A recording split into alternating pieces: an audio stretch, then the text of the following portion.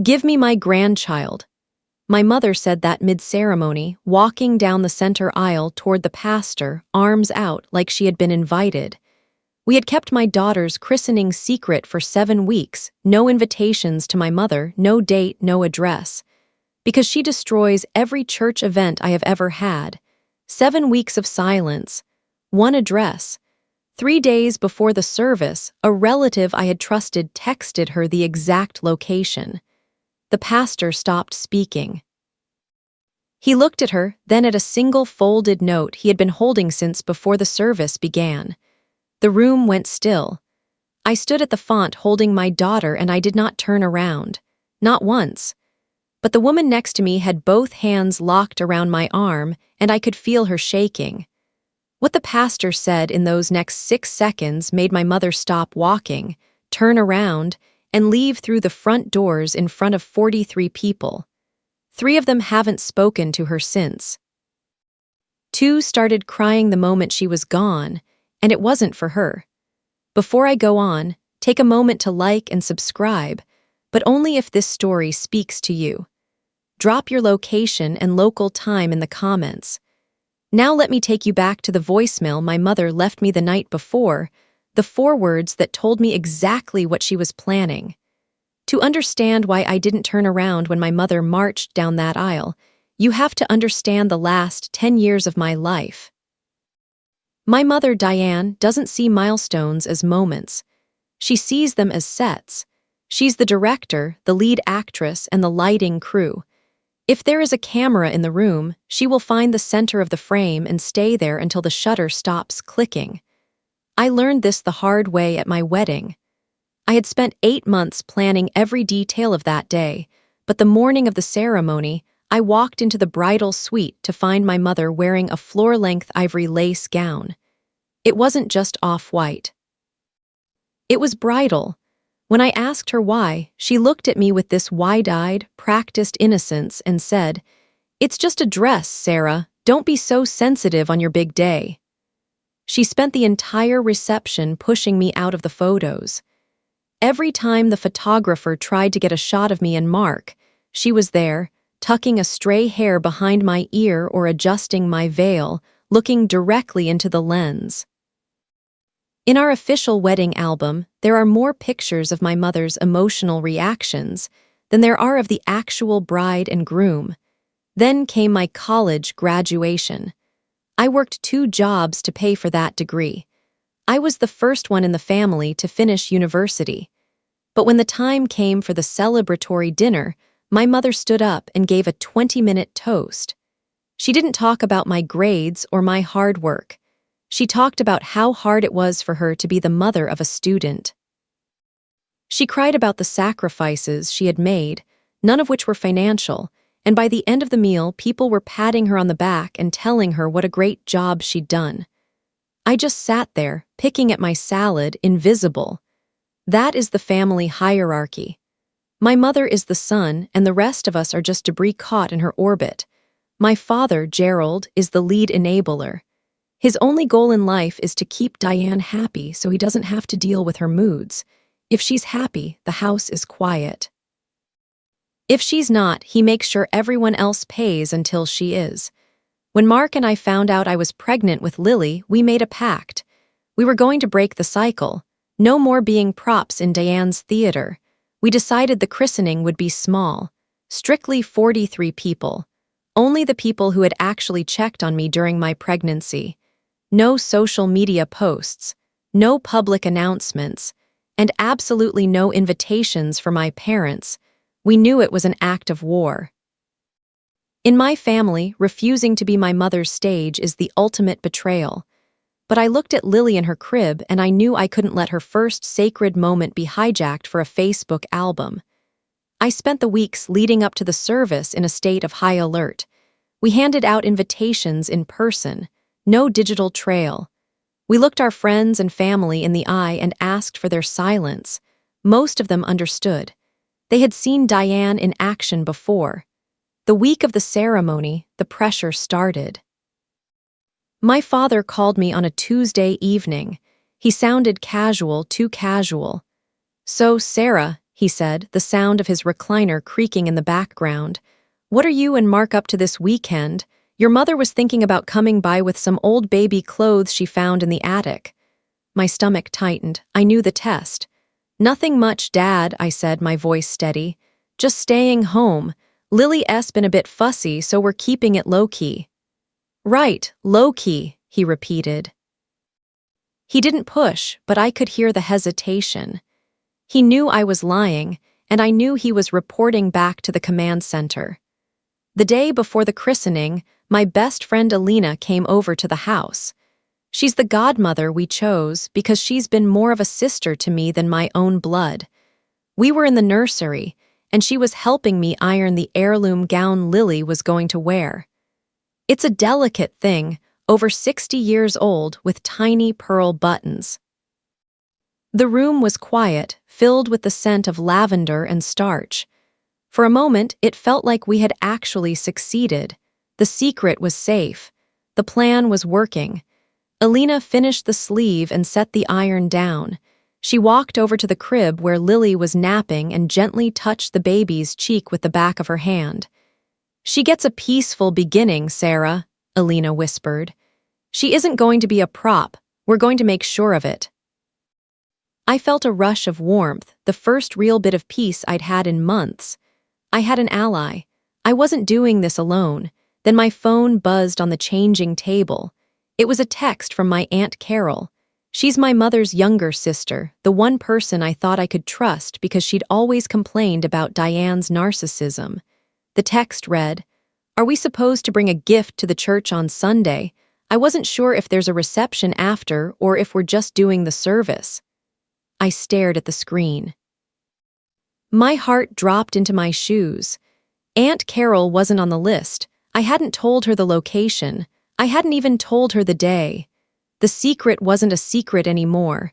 My mother wasn't just coming. She was already in the room. I stared at that text from Aunt Carol until the screen went dark. My thumb was hovering over the keypad, shaking. I wanted to scream at her. I wanted to ask how she could do it, how she could sit in my kitchen, drink my coffee, and then turn around and hand my mother the keys to the one day I was trying to protect. But I didn't scream. I knew how the family system worked. Carol was weak, and my mother was a predator who knew exactly which buttons to press. Diane probably used the worried grandmother routine, crying about how I was isolating the baby, until Carol felt like she was doing a good deed by betraying me. "Sarah," Alina asked, watching my face. "What is it?" I handed her the phone. She read the message, and I saw her jaw set. Alina has been through it with me. She was the one who helped me cover the bruise on my arm with makeup when I was 16 because Diane had accidentally slammed a door on me during a tantrum. Alina didn't ask if I was okay. She knew I wasn't. "She's coming," I said. My voice sounded thin, like it belonged to someone else. "She knows the day. She knows the church. She's probably picking out her outfit right now." I didn't just feel sad, I felt robbed. We had spent $3,000 on this event. That might not sound like much to some people, but for us, it was everything. It was the venue fee, the small catered lunch afterward for our friends, the professional photographer we'd hired to capture the one day my mother wouldn't be in every shot. Now, all that money felt like it had been spent on a stage for Diane's next performance. "We change it," Mark said, walking into the nursery. He had heard the tension in our voices. "We call the pastor. We move the time up by 2 hours. If she shows up at noon, we're already at the lunch spot. We'll be gone." It was a desperate move. We spent the next 3 hours calling all 43 guests. I had to apologize over and over. I had to explain, without sounding like a crazy daughter, that there had been a scheduling conflict, and the ceremony was now at 9:00 a.m. instead of 11:00 a.m. I could hear the pity in their voices. Some of them knew exactly why I was doing it. My cousin Mike just sighed and said, "I get it, Sarah. We'll be there at 9." By the time we finished the calls, it was nearly midnight. I was exhausted, but I couldn't sleep. Every time I closed my eyes, I saw my mother's face when she realized tried to outsmart her. She doesn't take losing well. I was sitting in the dark in the living room, holding a cold cup of tea when my phone lit up again. It was a blocked number. My heart hammered against my ribs. I knew that silence. I knew the way she used no caller ID like a weapon. I didn't pick up. I let it go to voicemail. I waited 2 minutes, then I pressed play. The recording started with 5 seconds of heavy breathing. Then my mother's voice came through. It wasn't the high-pitched, screeching tone she used when she was losing an argument. It was low. It was calm. It was the voice she used right before she did something that couldn't be undone. "I know what you're doing, Sarah," she said. "I know about the time change. Do you really think people don't talk to me? Do you really think you can hide my own granddaughter from me in a house of God?" There was a pause. I could hear a glass clinking in the background. She was drinking. "You've had your fun playing mommy, but tomorrow is about family. It's about legacy. I've already spoken to a photographer, a real one, not the amateur you hired. He'll be waiting. When I walk in, you're going to hand her over. You're going to let me have my moment, or I will make sure everyone in that building knows exactly what kind of daughter you are." She didn't sound angry. She sounded certain. Then came the 4 words that made the room feel like it had dropped 20 degrees. "She belongs to me." The line went dead. I sat there in the dark, the phone glowing in my hand. The first crack in my new life had just become a canyon. She wasn't just coming to watch. She was coming to take. I didn't sleep after hearing that voicemail. I sat on the edge of the bed, watching the numbers on the digital clock flip forward. Every time I closed my eyes, I heard her voice. "She belongs to me."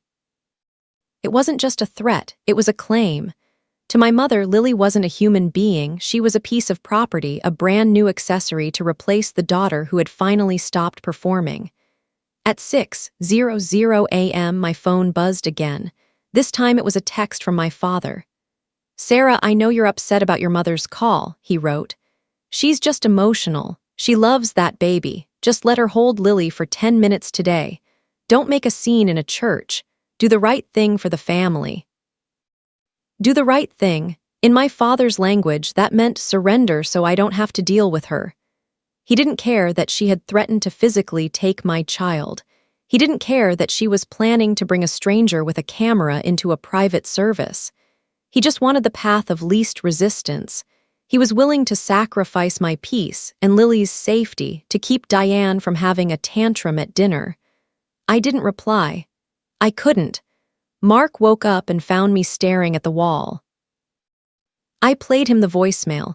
He didn't say anything for a long time. He just took the phone, walked into the kitchen, and I heard him dial a number.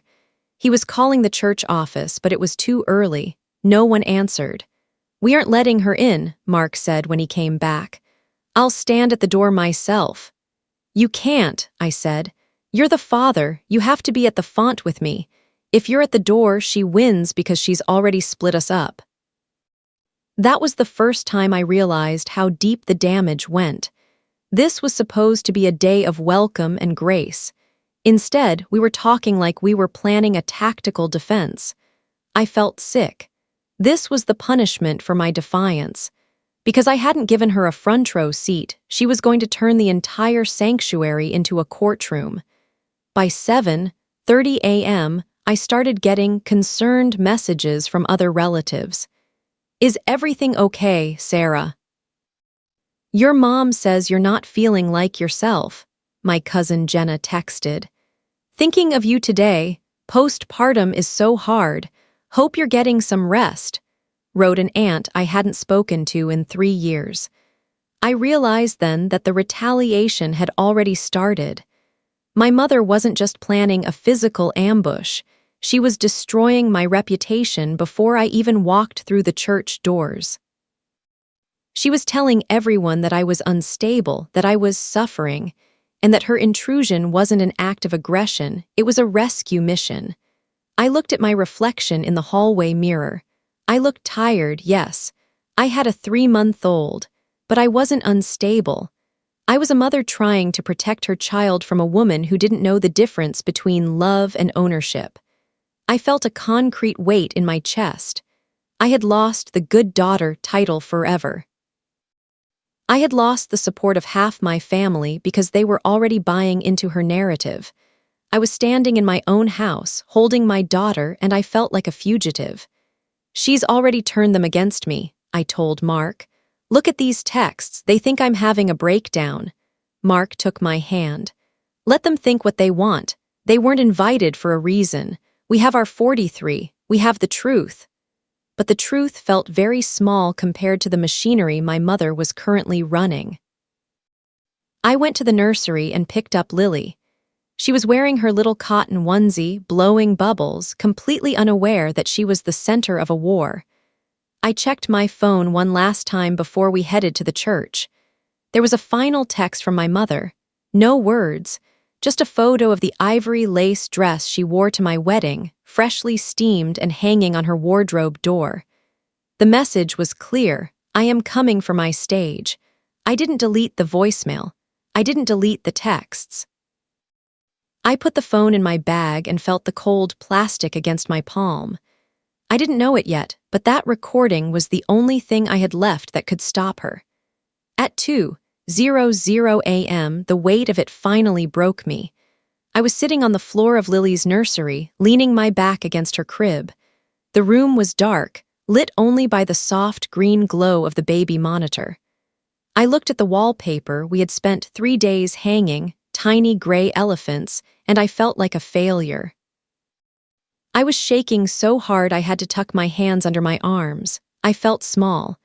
I felt like the same girl who used to hide in the upstairs closet when my mother was on a tear, hoping that if I stayed quiet enough, the storm would pass over me. But now there was a baby in the room, and the storm wasn't passing, it was coming for her. "I can't do it, Mark," I whispered when he walked in. He had heard me crying. "We have to cancel. We'll just tell everyone the baby is sick.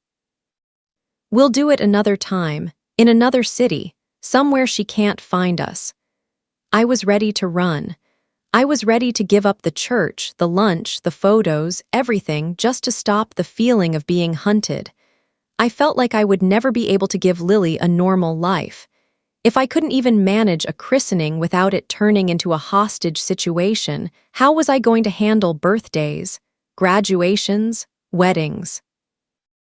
My mother had spent 30 years training me to believe that her will was a force of nature. You don't fight a hurricane, you just board up the windows and wait for the damage. Mark didn't say anything at first. He just sat down on the floor next to me. He's a big man, and he looked out of place among the stuffed animals and soft blankets. He pulled me against his chest and let me cry into his shirt until I ran out of breath. "We aren't running, Sarah," he said. His voice was deep and steady, the opposite of the frantic noise in my head. "If we cancel now, she learns that all she has to do is leave a voicemail to control our lives. She learns that she owns our milestones. But she's going to make a scene," I sobbed. "She's going to try to take her in front of everyone." "She can try," Mark said, "but we aren't the ones who should be ashamed. This is Lily's church. This is her day. It's not Diane's stage. We aren't running anymore." He held me in the dark for a long time. The house was silent, but for the first time it didn't feel like a heavy silence. It felt like a floor. I had hit the bottom and Mark was there, refusing to let me sink any further. I looked at the phone sitting on the floor beside us. The voicemail was still there. The evidence of who she really was.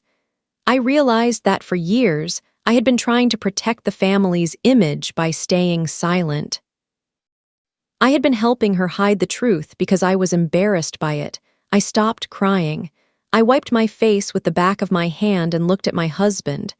"The voicemail," I said. "I still have it." "I know," Mark said. "She thinks she's the only one who can tell a story," I said. "She thinks if she says I'm crazy, everyone will just believe her because she's the mother." "Let her think that," Mark said. "It makes her sloppy." I stood up. My legs felt weak, but I was done hiding in the closet. I looked at Lily, who was sleeping through the whole thing, her tiny chest rising and falling in a perfect, peaceful rhythm. She deserved a mother who didn't let bullies decide when she got to be blessed. "We go," I said. "We go at 9, and we don't change a thing." That was the first night I realized that the only way to beat a performer is to take away their audience, or to give the audience a better look at the mask. The morning of the christening didn't feel like a holy day. It felt like the morning of a deposition. I woke up at dawn to find that my mother had spent the last 24 hours building a different kind of altar, a digital one. My phone was flooded, not with the angry texts I expected, but with messages of support that felt like shards of glass. My mother had been working the phones since the sun went down. She hadn't told people she was angry, she told them she was scared. She had spent the night weaving a story that I was suffering from severe postpartum psychosis. She told the family I was delusional, that I was dangerously isolating Lily, and that I had cut off her own grandparents because I wasn't in my right mind. She was setting the stage. If I reacted to her at the church, it wouldn't be seen as a mother protecting her child. It would be seen as a symptom. "She's poisoned the well," I told Mark as we pulled into the church parking lot. My hands were cold. "Half the people in there think I'm a danger to my own daughter." "Then we show them the truth," Mark said. He didn't look at the other cars. He just got the diaper bag out of the trunk. We went to the church basement to get dressed. It was a cold, damp room that smelled of floor wax and old hymnals. I was trying to fasten the tiny pearl buttons on Lily's gown, but my fingers wouldn't stop shaking.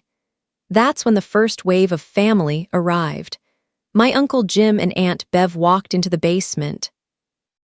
They didn't come over to congratulate me. They stood by the door, whispering. Uncle Jim stepped forward, but he didn't look at me. He looked at Lily's carrier, then back at me with this hushed, patronizing pity. "How are you feeling, Sarah?" he asked. He didn't wait for an answer. "Your mother told us things have been difficult. Are you taking your medication today? We just want to make sure you're supported." I felt the blood rush to my face. I wasn't on medication. I wasn't having a breakdown, but I could see it in his eyes. He had already decided who I was. To him, I was the unstable daughter, and Diane was the concerned matriarch coming to save the day. I didn't answer him. I couldn't. If I got angry, I was unstable. If I was quiet, I was withdrawn. There was no winning. More relatives filtered in. The room grew crowded, but it was the quietest room I've ever been in. People avoided eye contact. They sat on the folding chairs along the perimeter, leaving a wide circle of empty floor around me and Mark. It was like they were waiting for me to start screaming. I saw Aunt Carol in the corner. She looked guilty, but when I caught her eye, she immediately looked down at her purse. She was the one who had opened the door, and now she was watching the house burn. The air in the basement felt heavy, like it was made of lead. Every time a door opened, I jumped. I was waiting for the white lace dress. I was waiting for the performance to begin. Then there was a sharp knock on the heavy oak door of the basement. The room went silent. Everyone turned. It wasn't my mother. It was the pastor. He didn't look like he was there to give a blessing. He looked like he had just finished a very long, very unpleasant phone call. "Sarah," he said, his voice echoing in the small room, "can I speak with you and Mark in the office, privately?" The whispers started before the door even closed behind us. I could hear them through the wood. "She's calling the pastor now. See, Diane was right. Something is wrong with her." I walked down the hallway toward the office, holding Lily so tight she let out a small whimper. I felt like the world was closing in. My mother's lie had traveled around the world before I could even get my shoes on. That was the moment I realized the lie wasn't just in the room. It was the room.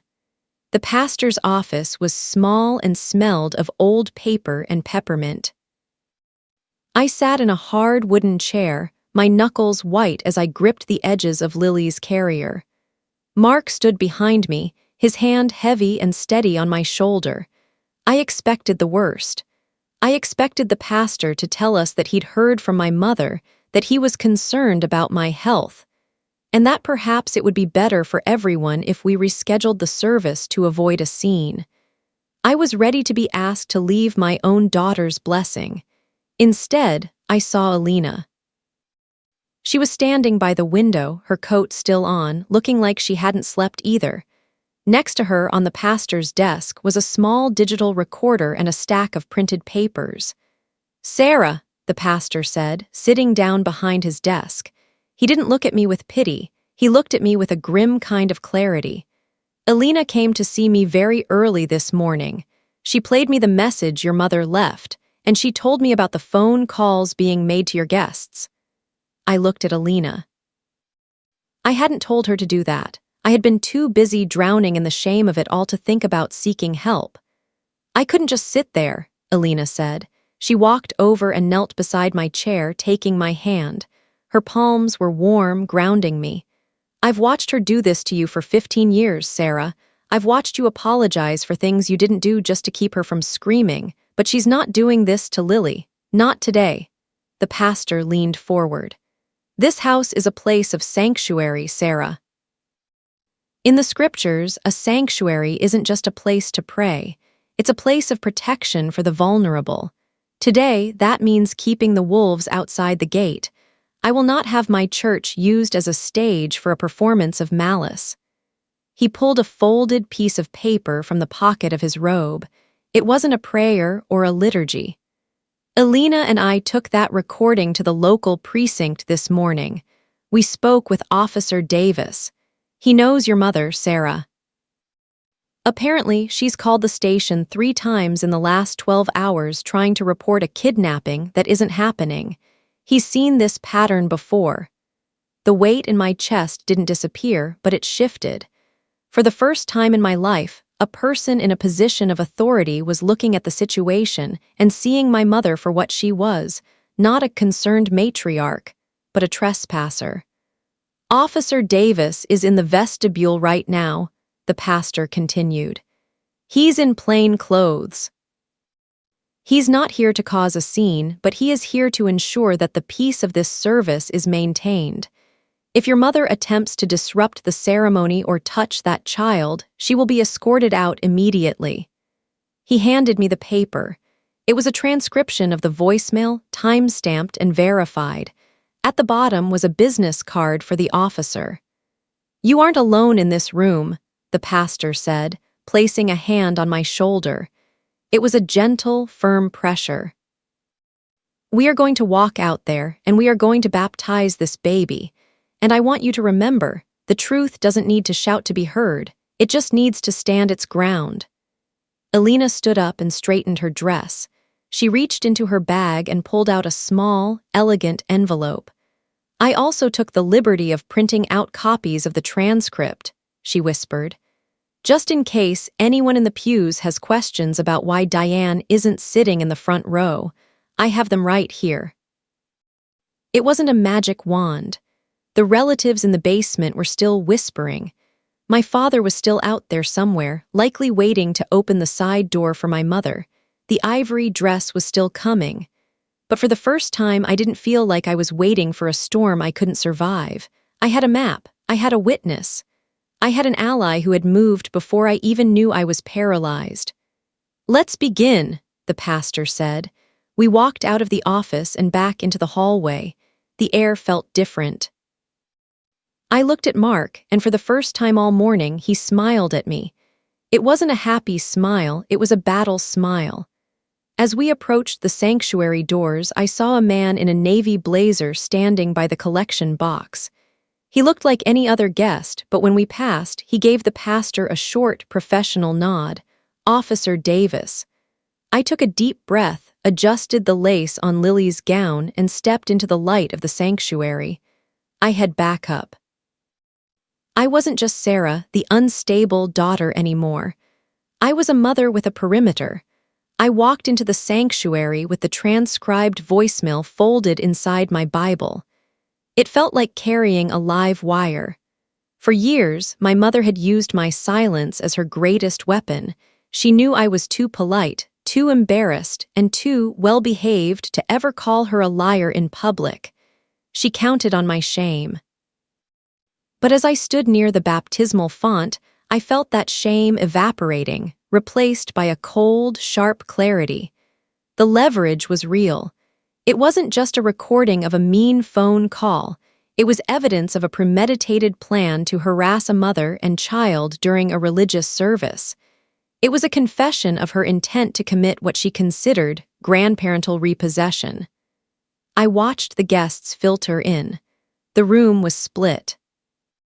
On the left side sat Mark's family and our close friends, the people who had seen me through the morning sickness, the sleepless nights, and the anxiety of the last few weeks. They looked at me with steady, encouraging eyes. On the right side sat my extended family, the people my mother had spent the last 24 hours manipulating. I saw my Uncle Ted leaning over to whisper to my Aunt Martha. They both looked at me with that same poor Sarah expression, the look you give someone you think is losing their mind. I knew what they were thinking. They were waiting for me to crack. They were waiting for the psychosis Diane had promised them to manifest. I leaned over to Alina, who was standing right next to me. "They still think I'm the one they should be worried about," I whispered. Alina didn't look at them. She was looking at the back of the church. "Let them think it for 5 more minutes," she said. "The higher she builds that pedestal, the further she has to fall. I've got the copies, Sarah. If the pastor doesn't end it, I will." I looked at the font. The water was still. The sun was hitting the stained glass, throwing long ribbons of blue and red across the stone floor. It was beautiful, and for a second I felt a pang of grief that we had to use this space for a confrontation. But then I looked at Lily, sleeping in her carrier. This wasn't just about a ceremony. It was about her life. It was about whether she would grow up in the same shadow that had stunted me. "Is the officer ready?" I asked Mark. "He's by the north door," Mark said. "He saw the photographer Diane hired. He told him that if he tries to enter the sanctuary with a camera, he'll be trespassed immediately." The guy left. That was the first win. My mother's professional paparazzi was gone. She wouldn't get her perfectly staged Facebook photos today.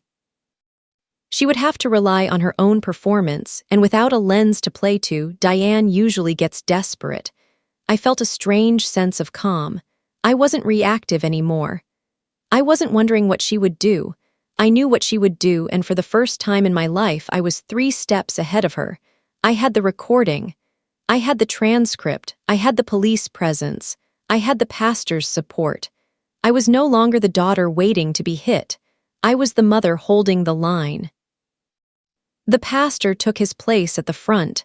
He opened his book, but he didn't look at the text. He looked at me, then at the back doors. He knew the timing. He knew Diane wouldn't arrive early. She always arrives exactly when the focus is on someone else so she can steal it. I gripped the edge of the font. My knuckles were white, but my heart was steady. I wasn't afraid of her voice anymore. I wanted her to speak. I wanted everyone in those pews to hear exactly who she was when she didn't have a script. The pastor cleared his throat. "We are gathered here today," he began, his voice booming in the quiet room, "to welcome this child into a community of truth, protection, and love." He put a slight emphasis on the word truth. I saw my father slip into the back pew. He looked pale. He didn't look at me. He looked at his watch. He was checking the time for her. He was the scout, making sure the coast was clear for the Queen. I didn't look away. I stared directly at him until he was forced to meet my eyes. He looked away first. That was new. Usually, I was the one who looked down. "The leverage isn't just the paper, Mark," I whispered. "It's the fact that I'm not blinking." The liturgy continued. We moved through the prayers, the responses, the promises, but every ear in that room was tuned to the back of the church. We were all waiting for the sound of the heavy oak doors. We were waiting for the heels on the stone. I reached down and adjusted the lace on Lily's gown. I was ready. I was completely, finally ready. The countdown didn't feel like a ticking clock. It felt like the air leaving a balloon. For 45 minutes, the service proceeded with a heavy, artificial normalcy. The pastor spoke about new beginnings and the community's responsibility to protect the innocent. I saw several of my cousins shifting in their seats, looking toward the vestibule every time a car door slammed in the gravel lot outside. My mother is many things, but she is never late by accident. She calculates her entrances for maximum disruption. She wanted the liturgy to be nearly finished. She wanted the pity for my supposed breakdown to be at its peak. She wanted to walk in just as the water was being poured, so she could claim the moment of blessing as her own. I watched my father. He was sitting in the back row, his knees bouncing nervously. Every few minutes, he would glance at his phone, his thumb hovering over the screen. He was the lookout. He was waiting for the signal that she had arrived. At one point, he caught me looking at him. He didn't offer a supportive smile or a nod of recognition. He just looked down at his shoes, adjusting the knot in his tie. He looked like a man waiting for an execution, only he wasn't the one on the block. He was just the one holding the blindfold. Then I saw it. Through the narrow slit of the side window, a white sedan pulled up to the curb. It wasn't just any car, it was the one my mother had borrowed specifically because it looked more grandmotherly than her usual SUV. I saw the driver's side door open. A woman in a wide-brimmed hat and a white lace dress stepped out. Even from a distance, the dress was blinding. It wasn't just ivory, it was a costume. She stood on the sidewalk for a moment, smoothing the skirt, checking her reflection in the car window. She wasn't a woman coming to a christening, she was an actress in the wings, waiting for her cue. I leaned back toward Alina. "She's here," I whispered. Alina didn't flinch. She reached into her handbag and felt for the stack of transcripts. "I see her. Stay on the font, Sarah. Don't look at her until she's in the aisle. Let her come all the way to you." The pastor saw it too. He paused for a fraction of a second, his eyes meeting mine. He didn't speed up. If anything, he slowed down, drawing out the final prayer before the baptismal promises. He was giving her time to get to the door. He wanted the trap to be fully set. I felt Mark's hand tighten on the small of my back. He was breathing heavily, his chest rising and falling in a rhythmic, controlled way. "I've got you," he muttered. "I've got Lily. Just do what we talked about." The heavy oak doors at the back of the sanctuary didn't just open, they were pushed. The sound of the latch clicking echoed like a gunshot in the stone room. The heels started immediately, sharp, rhythmic, and loud. Clack, clack, clack, the room shifted. 43 heads turned as one. I saw the look on my Aunt Martha's face, a mixture of horror and expectation. She thought she was about to witness a tragedy. She thought she was about to see a crazy daughter lose it in front of a grieving grandmother. My mother didn't sneak in. She didn't find a seat in the back. She walked right down the center aisle, her chin tilted up, a look of tragic, noble concern plastered on her face. She looked like she had been crying, but her mascara was perfect. She had her arms outstretched, her hands trembling slightly, a touch of theater she always added when she wanted to look fragile. She reached the center of the church, right between the pews where my family sat. She didn't look at the pastor. She didn't look at Mark. She looked directly at Lily. "I'm here now," she said, her voice carrying easily to every corner of the room. It was that stage whisper she used, designed to sound intimate while being loud enough for the back row. "It's okay, everyone, I'm here to help." She took 3 more steps. She was 10 feet away from the font. She was smiling now, a small, sad, triumphant smile. She thought she had won. She thought the silence in the room was the sound of everyone agreeing with her. She thought I was paralyzed. She reached the front row and stopped. She took a deep breath, puffed out her chest, and said the 4 words I had been hearing in my head since 2:00 a.m. "Give me my grandchild." She stepped forward, her arms reaching out for the baby. I didn't move. I didn't hand her the child. I didn't scream. I just looked at the pastor. And that was when the pastor reached into his robe and pulled out the folded note. The room didn't just go quiet, it went vacuum-sealed. I could hear the hum of the overhead fans and the distant sound of a car passing on the street outside. My mother stood frozen in the middle of the aisle, her arms still half extended toward Lily. Her face was a mask of confusion that was slowly hardening into a familiar, jagged rage. The pastor didn't look away from her. He looked at the folded paper in his hand, then back at her. He adjusted the microphone on the pulpit, and his voice didn't just carry, it boomed. It was the voice he usually reserved for the most serious parts of the gospel, but today it was a gavel. "Diane," he said, "you were not invited to this service. You were explicitly asked to stay away, and yet you are here." "I am here for my family," she said, her voice trembling with that practiced, tragic vibrato. She looked around at the pews, her eyes searching for the audience she had spent 24 hours grooming. "I am here because my daughter is unwell. I am here to protect my grandchild." She took another step toward the font. I felt Alina's grip on my arm tighten until it was almost painful. "Stop right there," the pastor said. He held up the folded note. "I have in my hand a transcription of a voicemail you left for Sarah last night. I also have a record of the phone calls you made to several people sitting in these pews, claiming that Sarah was suffering from a mental break. I have already played this recording for the police officer standing in the back of this room." My mother's head snapped toward the vestibule. She saw Officer Davis. He didn't move, didn't wave, and didn't smile. He just stood there with his hands clasped in front of his navy blazer, watching her with the flat, unimpressed eyes of a man who had seen 1,000 domestic disputes and knew exactly how they ended. The color drained out of her face. The noble grandmother facade didn't just crack, it fell off. "You had no right to listen to that," she hissed. The vibrato was gone. Her voice was sharp, metallic, and loud. "That was a private family matter. Sarah is my daughter. That baby is my blood.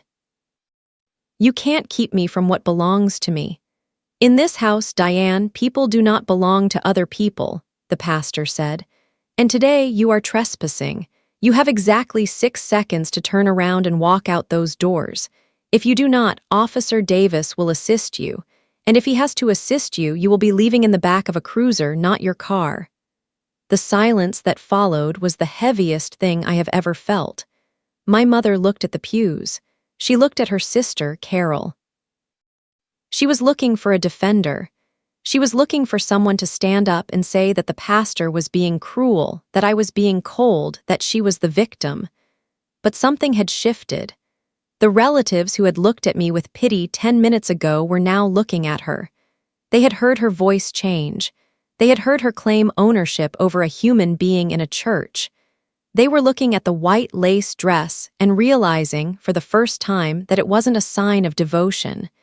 It was a costume. Suddenly, Aunt Carol stood up. My heart skipped a beat. I thought she was going to defend her. I thought the enabling was going to win, but Carol didn't walk toward my mother to hug her. She stepped into the center aisle, physically blocking the path between Diane and the font. "Go home, Diane," Carol said. Her voice was shaking, but she didn't move. "We all heard the stories you told last night. We all believed you. But Sarah isn't the one screaming in a sanctuary. You are. Leave them alone." That was the defection that broke the dam. My mother looked at her sister like she had been stabbed. She looked back at me, her eyes darting to Lily, then to the officer, then to the 43 people who were now witnesses to her undoing. "You're all against me," she shrieked. The sound was hideous, echoing off the high stone arches. "I'm the only one who cares about that baby. You're all stealing her. She's mine." She lunged forward, trying to push past Carol. She didn't get 2 feet. Officer Davis moved with a speed that was almost silent. He was behind her in seconds, his hand firmly but professionally gripping her upper arm. "That's enough, ma'am," he said. His voice was quiet, but it cut through her screaming. "We're going outside now." She didn't go quietly. She fought him, her white lace dress twisting as she tried to wrench her arm away. She called me names I won't repeat. She called the pastor a fraud. She told every person in those pews that they would regret the day they turned on her. As she was being led down the aisle, she looked at my father. He was still in the back pew, staring at the floor, his face bright red. "Gerald, do something," she screamed. My father didn't look up. He didn't stand. He just leaned his head into his hand and stayed there. He had finally run out of ways to keep the peace. The heavy oak doors slammed shut behind her. The silence that followed was absolute. It lasted for a full minute. I stood at the font, my chest heaving, holding Lily so close I could feel her heartbeat against mine. I looked down at her.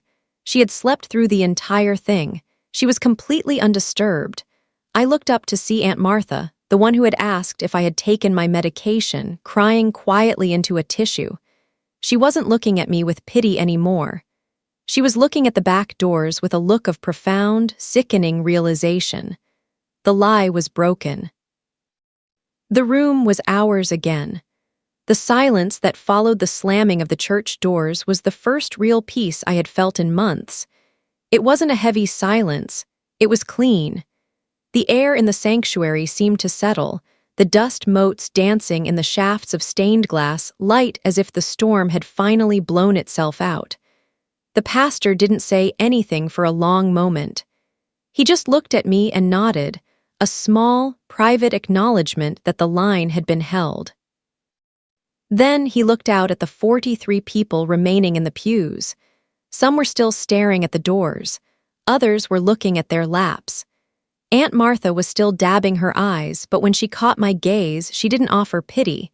She offered a short, shaky nod. "Let us continue," the pastor said, his voice returning to its steady, liturgical rhythm. The rest of the ceremony was quiet. There were no more interruptions, no more heels on stone, no more stage-whispered claims of ownership. When the pastor poured the cool water over Lily's head, she didn't cry.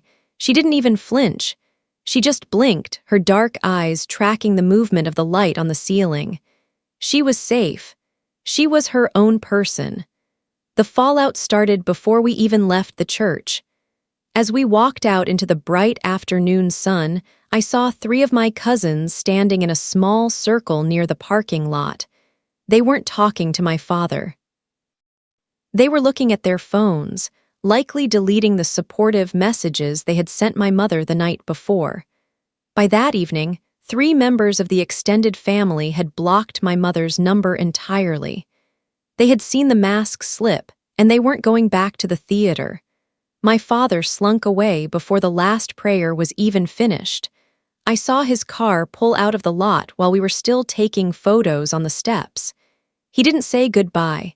He didn't ask to hold the baby. He just went back to the house to deal with the wreckage he had helped create.